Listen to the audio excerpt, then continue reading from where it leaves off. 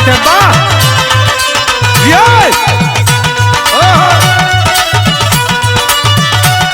अरे दियो दुर्ग विजय दियो, वाह वाह छोटू वाह।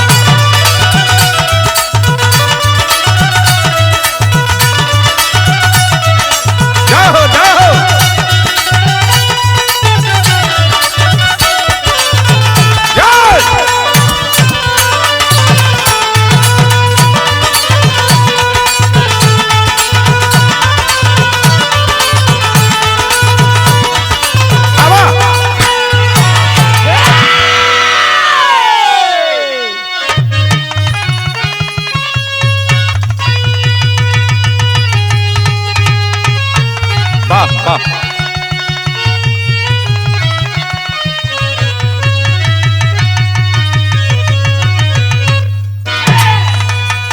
अच्छा भैया, एक बिरहा प्रस्तुत बा हमारे छोटे भाई बियोगी के चैनल से, बियो इंटरटेनमेंट के तरफ से प्रस्तुत बा। रिकॉर्डिंग पर हमारे भाई राजन भाई और यूपी टॉप म्यूजिक के मालिक हुआ संत विजय यादव भाई। हरिओम स्टूडियो से आप सबके बीच में प्रस्तुत बा। तनी भूमिका से आवा मास्टर कैसे? साध से साधना तब सफल हो गई, तभी भगवान भक्तों के बस में हुए। भक्त की भावना सी त्वरित अर्चना, अर्चना से प्रभु नवरस में हुए। साधना से प्रसन्न हिरण मुनि जब हुए, भोले बाबा गया सन हिला ही दिया। देख परिधान शिव जी प्रकट हो गए। बात सतयुग की दिल में जगा ही दिया।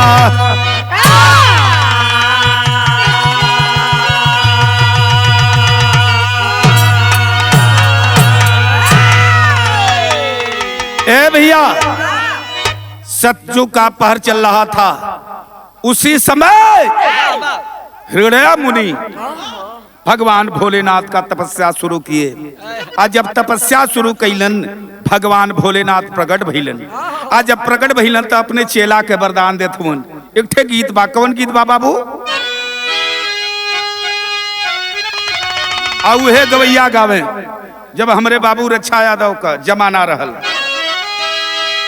अरे कहवा के बाबा मोरे, अरे पोखरा खनौली, अरे मोरवारी, अरे काहे न बनौले चारो घटिया मोरवारी।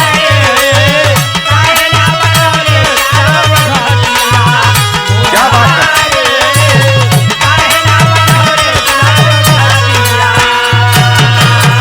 भगवान भोलेनाथ प्रकट भैलवन। आज जब प्रकट भइला भगवान भोलेनाथ, मुनि जी हाथ जोड़ के भगवान से कहना कि भगवान दर्शन मिलल, जिंदगी तर गई। लेकिन भगवान भोलेनाथ मुनि जी को एक सामान देते हैं। कौन सामान देना छोटू भैया? कैसे? अरे दियाले का शंख, अरे भोले बाबा दे छनवा, अरे बचवा हो अब चली जाई बाया अपने भावनवा। बचवा क्या बात है?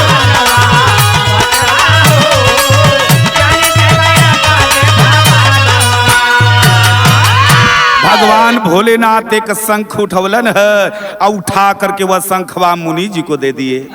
अब मुनि जी को देते हैं भगवान, उसी समय का बात बताते हैं कि शंखवा का गुड़ बा। कौन गुड़ बा? आज शंखवा के गुड़ी हम दे बताई, आज जवने से मंगबा तू ना होई जाई।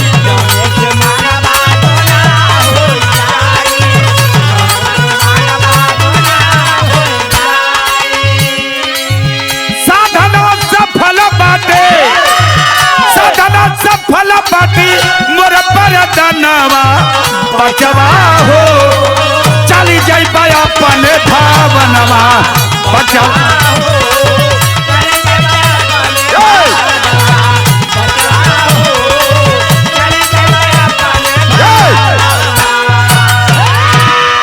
भगवान भोलेनाथ शंखवा हे बिरहा सुने वाला भैया देहला तो जरूर, लेकिन बतौला कि शंखवा का गुड़ बा मास्टर। गुड़ बतौलन कि शंखवा से जौन मंगवा तौन मिली, जौन मंगवा तौन तुहके मिली, लेकिन तुहके एगो मिली तो तुहरे गौवा वालन के दूगो मिल जाई। शंख लेके मुनि जी चल दिहलन। आ जब घरे अइलन तो पहला वरदान मांगत हुवन। का वरदान मंगलन? दूसरा अंतराबा। आज शंखवा छिपाए मुनि जी अइले भवनवा। आज सोचे नारी सुन बिना हमरो अंगनवा।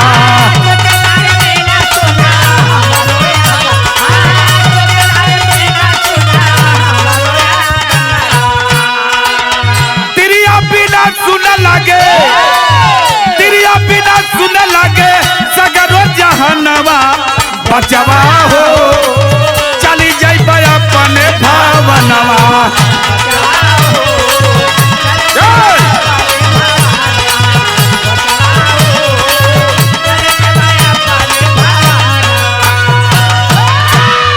पहला वरदान जब मुनि हेड़े अपने घरे अइलन, पहला वरदान जब अंगना में बैठल हो मुनि जी, छोट के एगो मड़ई बा, छोटे का अंगना बनौले हो, ओई मड़ई में बैठल हो मुनि जी।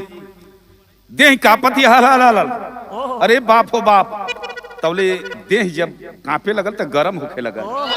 ए भैया आखिरकार मुनि जी बैठ के सोचत हूँ, अरे बाप हो बाप, बिया हो जात एक ठे मेहरारू आ जात तो कितना गजब बात हो जात। मुनि जी अपने शरीरी पर हाथ फिरना इतना बिरहा सुने वाला हवा भैया। कबो कबो कौनो मर्द अकेले रह जाए बाबू, अपने देही पर आदमी जब हाथ फेरेला हिया फिर बात कोनो बात ना होई। एक ठे जगह ऐसा होले जब वहां हाथ चल जाई आदमी का कुछ मन करे लगेला। मुनि जी भी अपन देह टोवत हुआ, सोचते सोचते उनके मन में आयल कि हम बियाह कर लेती। एक ठे मेहरारू रहत तो वो गोड़े हाथे तेल लगावत, तब दिमाग पड़ल ओहो भोले भगवान शंखवा दिहले बाड़न, अब इससे बढ़िया जुगाड़ का मिली।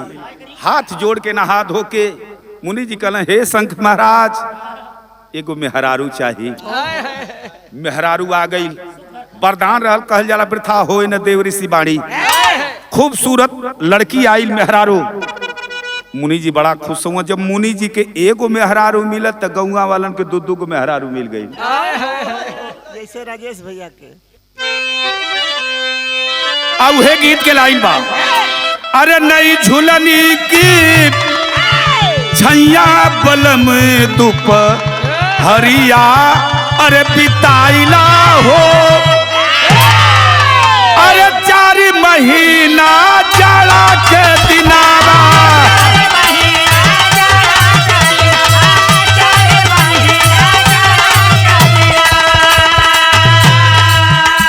अरे थरी थरी कापी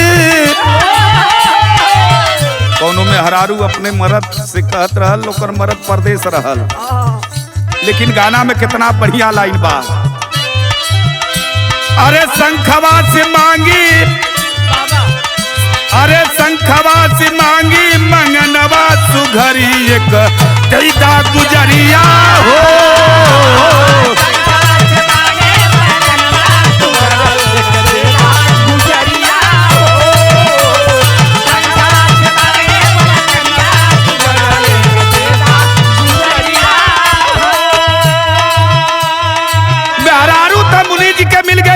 आज जब मेहरारू मिल गए हे बिरहा सुने वाला भैया, 2-4-10 दिन का समय बीतल, उ मेहरारू मुनि जी से कहत बा, का कहत बाप?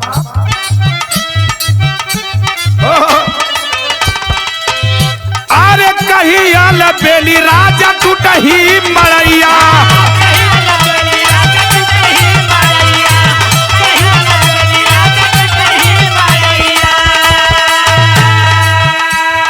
रात के मुनि जी और मेहरारू जब एके लगे सुतल हुआ राजेश भाई, मेहरारू धीरे धीरे मुनि जी का दाढ़ी सुघुरावत बा। कलश ये हमार राजा। मुनि जी कहरत हुआ कह का कहत हो? कल हे मड़ई में कैसे जाड़ा बीती। हाँ एक काम करा, का कहत बाऊ मेहरारू? अरे कहीं आल बेली सुना मोरे सैया,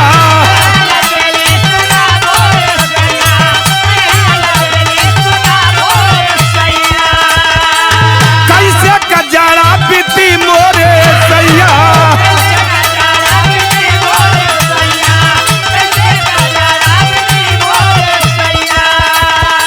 अभी बात काची उमरिया राजा।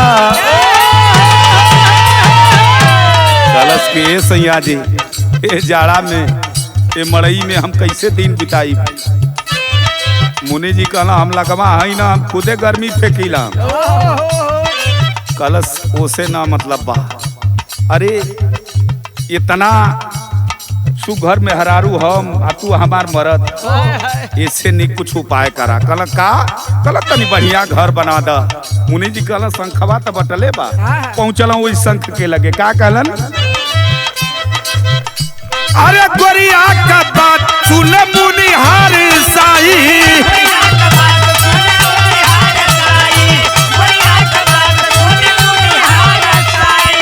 मुनि जी मेहरारू के बात सुन के शंख के लगे गई ना। कहला ए शंख महाराज हाथ जोड़ ले हुआ कहत हुआ। अरे कहे एक तल्ला शंख घर दा बनाई,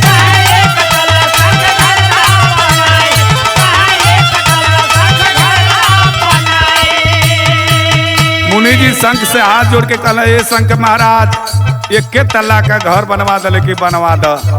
शंख से आवाज आई जाओ ऐसा ही होगा।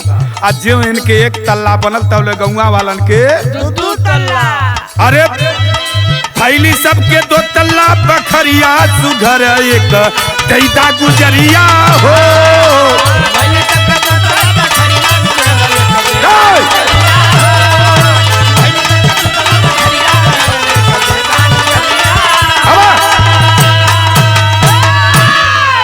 इनके एक तल्ला बनल, गौवा वालन के 2 तल्ला हो गल। ये एक के तल्ला पर ताके अमुनी की बगलिया में जौन कुल घरवा बनौले रहला उ सारे 2 तल्ला पर से ताके लगला। मुनि जी अब टेढ़ होके ऐसे ताके। इतना बड़ा गड़बड़। अब मुनि वहां जरे लगलन आ जरे लगला तो टेरी कलाइल दे लगल। अरे चक्कर में डमरूधारी फंस गए, जलवा जाम बनल लाला सबका बिगाड़ी। अब मुनि जी के यहाँ से लालच आ गई। और जब लालच आ गई देखें बाबू, मुनि जी अब गांव पूरा का मकान देख के जरे लगल। आज जरे लगल तो चौक में भाव लगल मास्टर। अरे करक उठी छाती मुनि वाला के,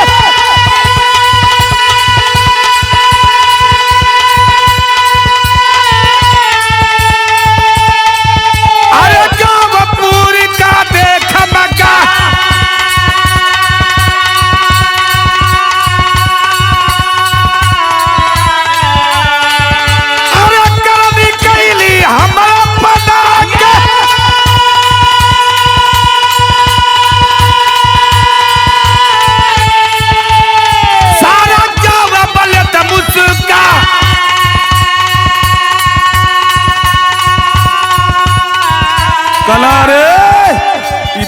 सारे को गौवा वाला मजा ले। हम इतना मेहनत कैली, मेहनत हम कैली, मलाई सारे ही खात हो। गैलों वही शंख है बिरहा सुने वाला ध्यान दिया बिरहा पर। अब मुनि जी वही शंख के लगे गैलन, हाथ जोड़ के वही शंख से कहलन। का कहलन? अरे कहते मुनि वाला हे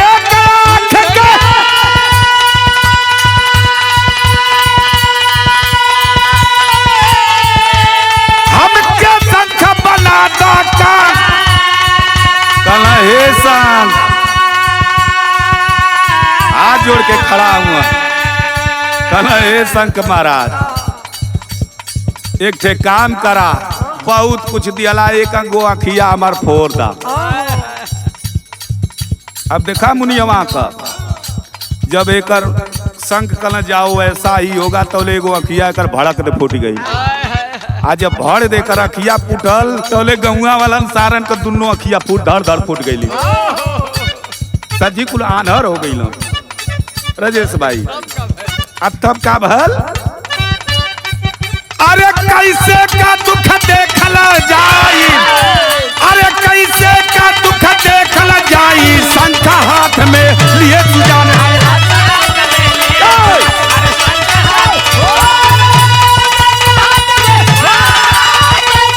बहुत अच्छे जो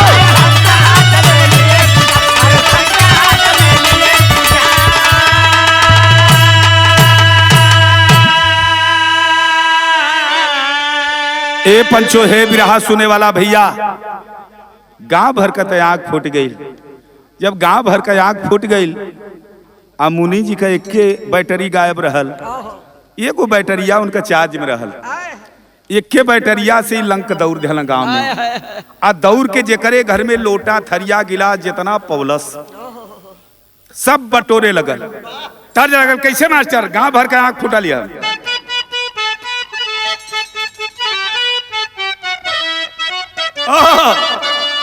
पहले का गवैया गाँव में कैसे आजकल का गाना बजाना तो देखते हुआ है बिरहा सुने वाला भैया। अरे बाप हो बाप घर में सुने लाख नहीं खे गवैया गावत हो खैब में हरी के हाथे का तो मोटा जइब, माई के हाथे के खैब तो पीलिया हो जाई। ऐसा ऐसा गाना बा वो जमाना में गवाइल कैसे मास्टर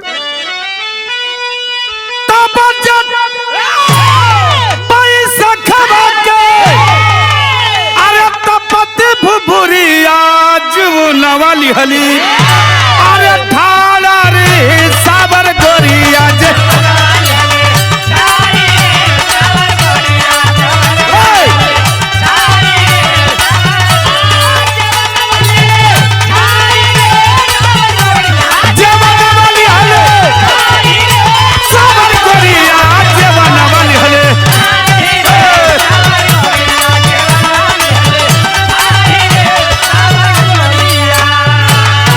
लेकिन भाव बा पूरा गांव का मुनि जी वही शंख द्वारा वरदान रहल भगवान भोलेनाथ का। तो अके एगो मिली तो गांव के दूगो मिली। मुनि जी खड़ा हो के कहना महाराज विपद देखल ना जात बा हमारे एगो आंख फोड़ दो। एगो आंख मुनि जी का फूटल गांव भर का दोनों आंख फूट गई। गांव भर पगलायल बा कि कैसन बीमारी आई। हम मुनि का करथो भाव लगल कैसे इतना अरे फुट गईल नजरिया बेमरिया भइल अरे भारी हो रे गोसैया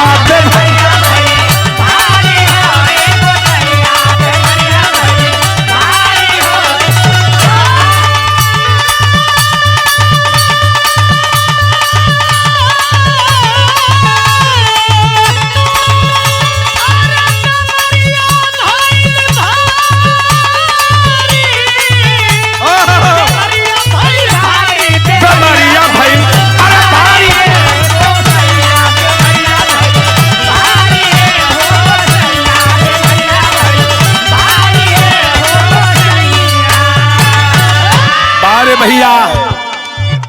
एक आंख फूट गई मुनि का, गांव का पूरा आंख फूटल बा। मुनि कहना ऐसे अब घरे बैठल ऐसे काम ना चली, कुछ काम धंधा भी करे जाए के पड़ी। मुनि जी अपन मेहरारू अपने दुल्हन से कहना कि सुना अब दुआरे तुम मत बैठल करा। ए भैया मुनि जी समझाओ थे उनका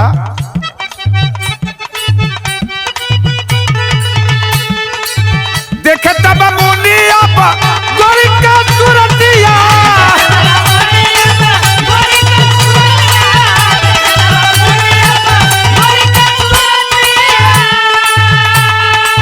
कहना सुना दुआरे मत बैठा, अरे गला पर जाना लायबी आई धड़क उठ छतिया। जब तू चौखट लांग के जालू हम कहीं काम करत रहिला करे जब धाई धाई बोले लगेला आ के बैटरी पर चल देला। इसलिए तू घरे दुआरी पर मत बैठाया। कैसे? अब सब तू बैठा जली, अरे गोरिया बदुआरिया बेमरिया भैली, अरे भारी हूँ सावरी गोरिया भैया हो। समझा के मुनि जी रोजा पर निकल जा। एक दिना का बाद मुनि जी का मेहरारू दुआरी पर बैठल बा, हवा लेत बा, गर्मी का दिन बा। तौले हे बिरहा सुने वाला एक ठे घटना घटल। कवन गीत बा मास्टर?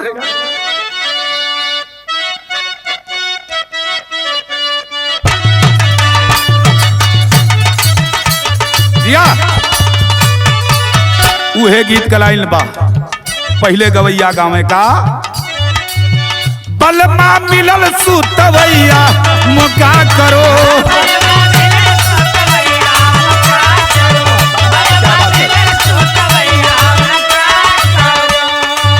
कैसो में खुद दिखा दी सैया के जगवली,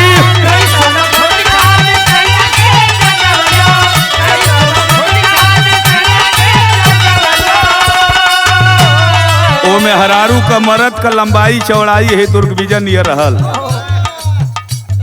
मोटाइयो ये नहू का वजन जानते हैं कि 28 से 30 के बीचवे में है।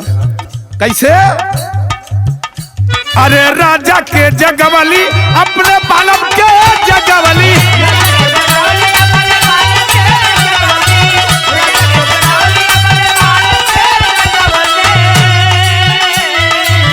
तुरते वो हो गईला बकैया मका करो,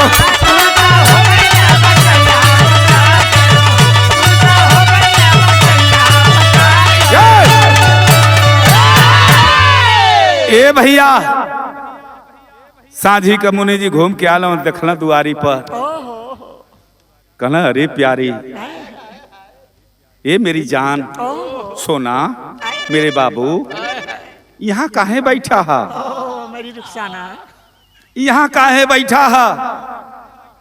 कलश पति देव यहाँ मो इसीलिए बैठा है कि हमार कलाई दर्द करते। कला काहे? कला होता ना दूर पानी भरे जाए के परेला 1 किलोमीटर तक। कला तब प्यारी क्या कहना चाहती हो? कहत बा का कहलस मास्टर? अरे मुनिवर मोरी कलैया, अरे मुनिवर मोरी कलैया मुका करो,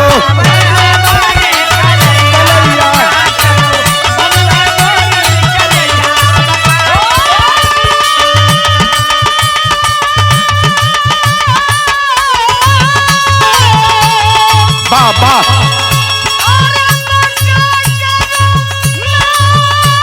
अरे जियो जुनैद जियो, मुनिवर मोरी कलैया,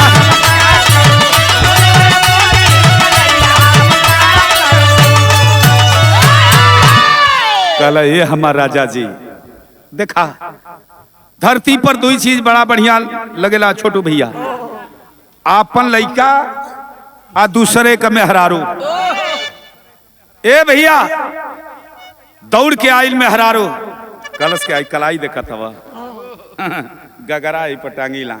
मुनि कहना चाही का तो के कल हो दे इनार है ना कुआं, अब नगीचे के लेके आवा। मुनि कहना कैसे नगीचे? अब सोच में पड़ल हो तौले शंखे पर ध्यान पड़ गल। दौड़ के गईलन, शंख महाराज के सामने खड़ा हो गईलन। आ का कहलन मुनि जी? हमारे दुआरे शंख कुआदा बनाई। ए शंख महाराज एगो हमारी दुआरे पर कुआं बनाता। शंख महाराज कहल जाओ ऐसा ही होगा। आज में करीब मुनि के दुआरा पे एगो कुआं भल तो गौवा वालन के दुआरा पर 2-2 गो हो गल। आ गौवा वाले सब आन्हरे रहना, जब घर में से निकले तो कुआं में समा जा। लिहो लिहो मचे, अरे बाप फलाना के बाबूजी गिर गई। हाहाकार मचकर चारों तरफ 2-2 कुआं सबके दुआरे पर हो गल। गांव का लोग आन्हर हुआ, में धड़ाम धड़ाम कुआं में गिरत हुआ। जब हल्ला होके आहे से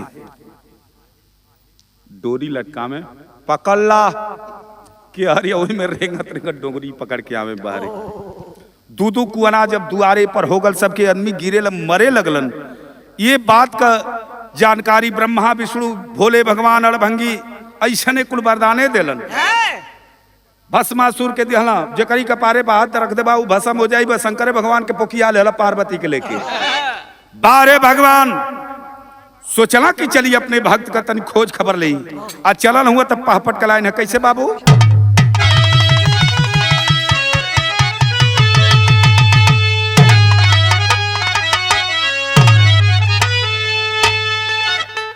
अरे दो ब्रह्मा विष्णु आइले पुरार लीला देखन के कैसे बाटे भक्तवा हमार लीला देखन के।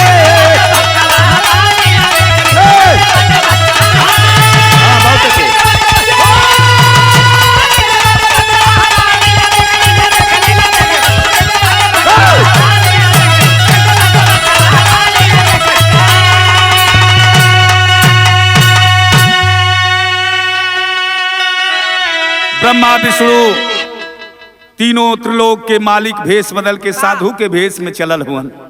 अइला जब वही मुनि जी के द्वारे पर देखला एक खूबसूरत औरत बैठी है। कला अलख निरंजन ए भैया भाव लगल कैसे। अलख निरंजन जो बोलन है महाराज जी वो समय तीनों साधु के देख के मेहरारू बोलौलस। अब बोला के कैलस का आ देखती लो साधु गोरी अभी तरफ बैठाई हम बड़ा प्रेम से सेवा करती आकी बारा को भिड़काई हम। बड़ा प्रेम से बैठा के कला अंदर में आई दलनी महाराज। दलानी में जब साधु बाबा आ गई केवाड़ी बंद कर देहलस। आ जब केवाड़ी बंद कैलस वही समय तोले मुनिराज आ गए। आ मुनि अइला तो देखल हुआ वही केवड़िया के लंगवा कनवा लगा के कौने सारे हमरे मेहरुआ के लंगवा खुसुर फुसुर करत हुआ। सोचत हुआ मुनि जी का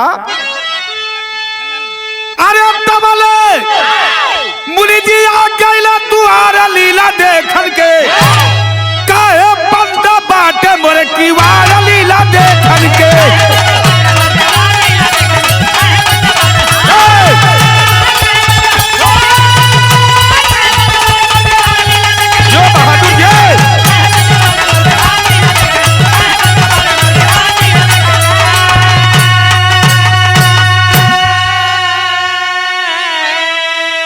मारे गुस्सा में अंगार मुनि जी लात से मरला दरवाजा खोल गल। अंदर जब गई ना तीन गो साधु बैठल बाड़ा। मुनि जी का निगाह पड़ल अरे गौआ भर तो सारे आन्हर होके आधा गिर गल हो इनारे में आधा बचल हो तो सारे आंख वाला कहाँ से आ गई ना। अब ओकर बाद में हरारू की ओर ताकत हो तरेर के अल्ले के डंडा चलन कैसे तनी आला बड़ी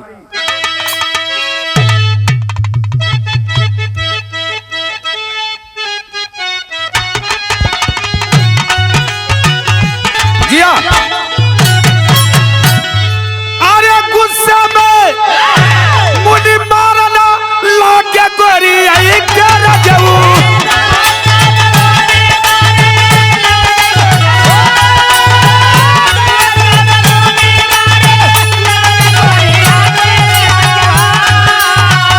बोले तीनों देवा कहे मारे लगवा।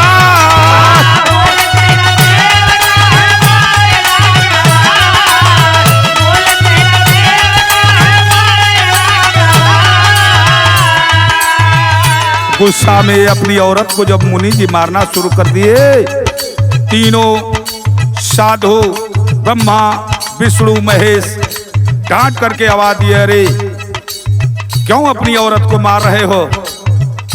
मुनि जी डंडवा रोक ले आ रोक के बढ़ाना उन्हें लोगन की ओर का कहलन मारो करी आई बाला अपनी बिहारी के रजऊ।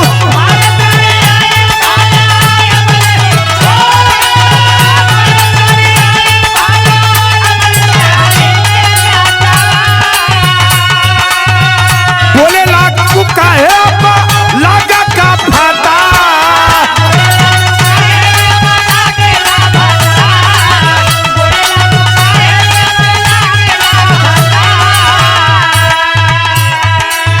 ए भैया कहना हमार में हरारू हम चाहे मारब चाहे पीटब तो सारा से का मतलब बा तो उनका के हुआ बोले वाला साधु कहना अरे भाई के हुआ का मतलब ना है औरत है मार रहे हो कहना मनबा ना लोगन दौड़ना वही शंख के लगे कहना घबरा लोगन मन अब बे तो लोग जितना जानी हवा लोग अब बे तो लोग का जुगाड़ हम लगावत हैं का कहलन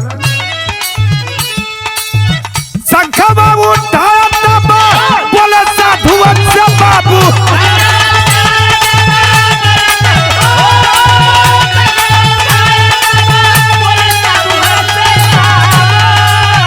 अब इनाम सबके बनाई दे बोना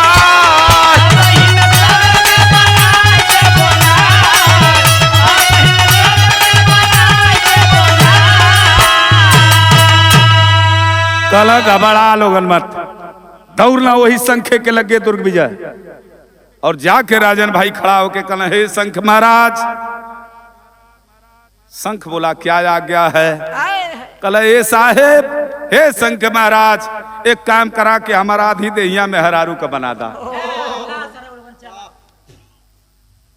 कहला हमारा आधी देहिया में हरारू का बना दा अब देखा है बिरहा सुने वाला भैया अब ऐसे में हरारू बनल हो मान ला है दहीने बगल के मेहरारू हो छोटू भाई एगो ऐसे यही तरह बढ़त बढ़त यहाँ ले आल अब यहाँ का परता भी रहा सुने वाला भैया लगे कैसे बदलल हुई ए भैया आखिरकार मुनि जी कहला कि ए भैया भोले भगवान ब्रह्मा विष्णु ब्रह्मा जी कहना भोले भगवान से का हो सरकार अरे कोनो उपाय लगा है महाराज जवनी वरदान दिला कि देखत पूरा धरती पर कमवे गड़बड़ कह दिला मारे गुस्सा में अंगार होकर के और शंकर भगवान उठलन और शंख के उठौलन का कहला मास्टर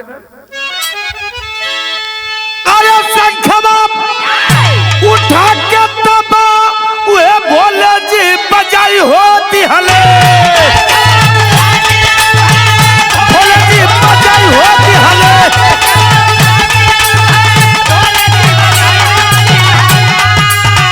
जैसे का तैसे सब होई गयाल बा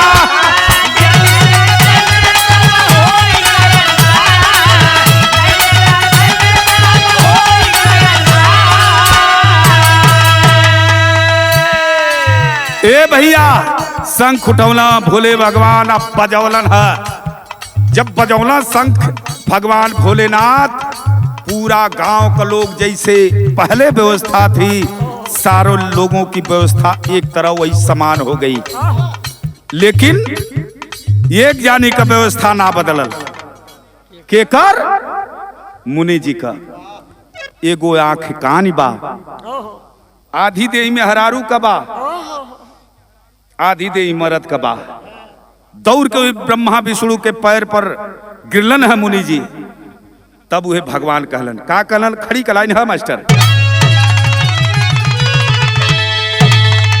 अरे इसका तू बंदा हुआ पाक के सुंदर पिजारा जब दूसरा जना बाबा हो जाई बही जारा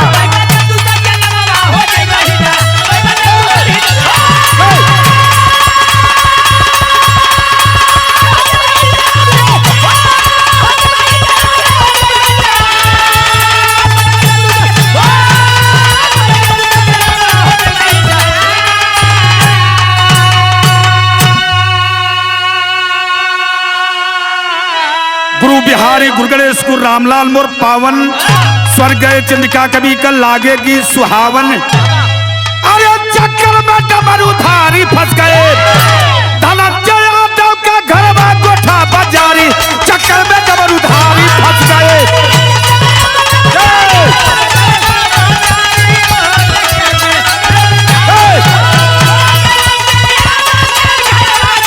बहुत बहुत प्रणाम सब पंचम के बहुत बहुत प्रणाम।